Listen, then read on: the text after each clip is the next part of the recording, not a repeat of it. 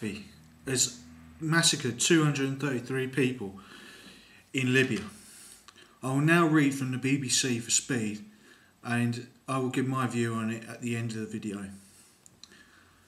Libya protests. Colonel Gaddafi under mounting pressure. Colonel Muammar Gaddafi's regime is under pressure and unprecedented protests in the Libyan capital and defections by senior diplomats.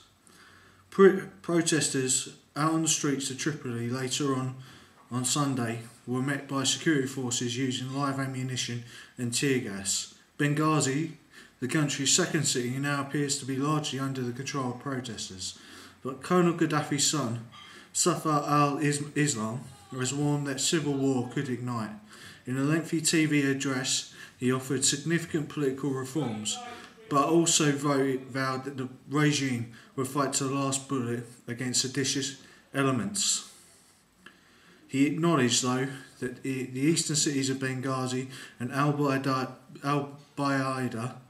had fallen to the opposition. Massacre. On Monday, reports from Tripoli suggested that the streets were mainly quiet, with government forces still patrolling Green Square after crushing protests in what witnesses called a massacre.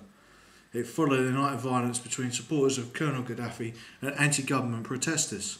Gunfire was heard in the early hours of the morning, and firefighters struggled to contain the fire at the central government building, the People's Hall, which was earlier set ablaze.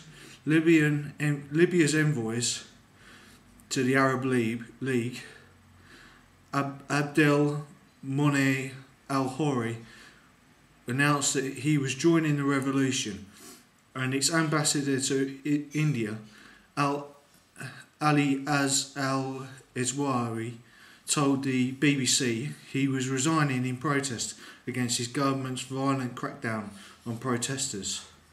Mohamed Bayou, who until a month ago was the chief spokesman for the Libyan government, said the leadership was wrong to threaten violence against its opponents and the people.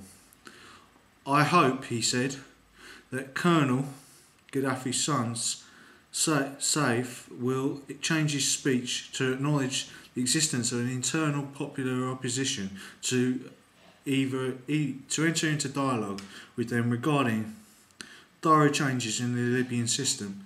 Mr. Bayou said in a statement obtained by Reuters news agency that he appeared to indicate disagreement within the ruling elite.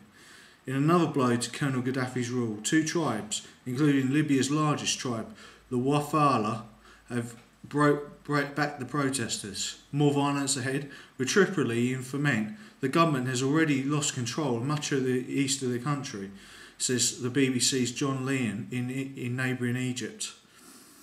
It is beginning to look like a matter of time before Colonel Gaddafi's rule finally collapses, adds our correspondent. However, the Libyans are worried about how much more violence lies in store for them in the days ahead.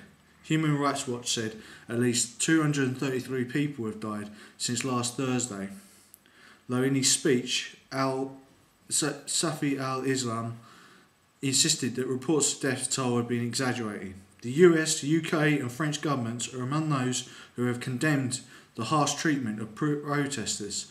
Italian Foreign Minister Franco Frattini said the EU regarded the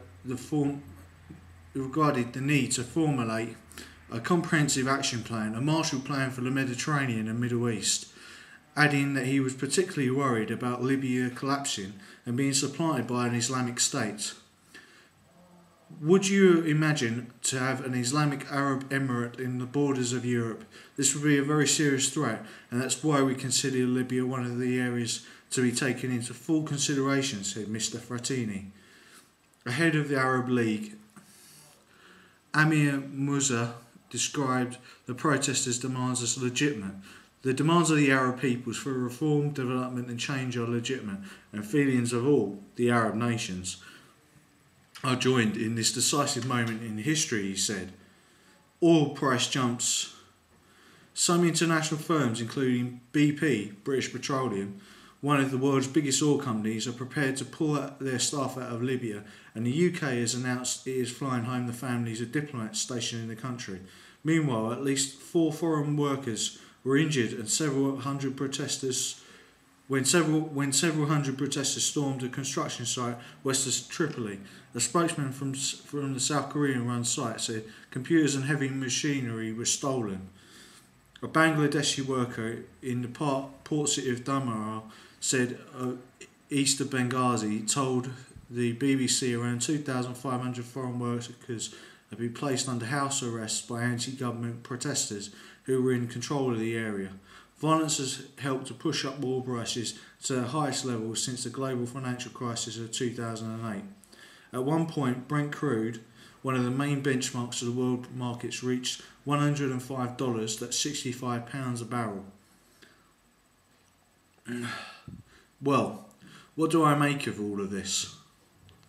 Well, a professor from Cambridge University said that it's possible that, on the BBC again, that Gaddafi has moved his people to his central tribal area near Set, and that has been what has been taken with him and shown that this is probably true is the displacement of anti-aircraft and heavy weaponry throughout Libya into those places, so that the Libyan regime, or the Gaddafi regime, as I should say, as he's acting in a completely unpatriotic way, is prepared to fight to the last man and last bullet to preserve itself.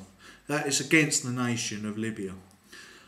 But what will the EU do? The EU has hinted at possible intervention, in my view, by Mr. Frattini, the Italian foreign spokesman. And what will happen if the EU does decide to intervene? What is certain is that powerful forces such as BP are looking at the situation and deciding on, that's British Petroleum, deciding on whether to act one way or another.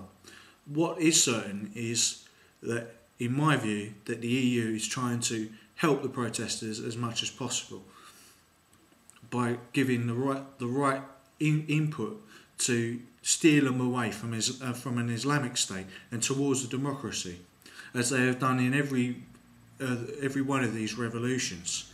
Are we seeing an Arab-wide revolution? I believe we are, and I believe that this is 1989 all over again, that this is the start of a great new future for the Arab peoples.